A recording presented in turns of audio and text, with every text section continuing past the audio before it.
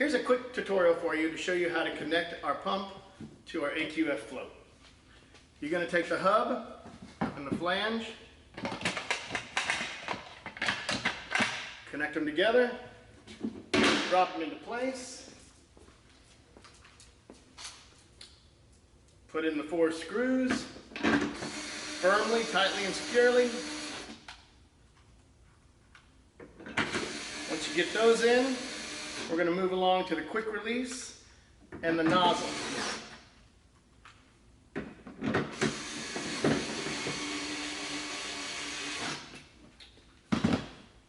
Place the nozzle in place.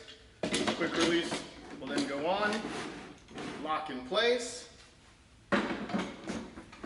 then spin to win. And that's all you got to do.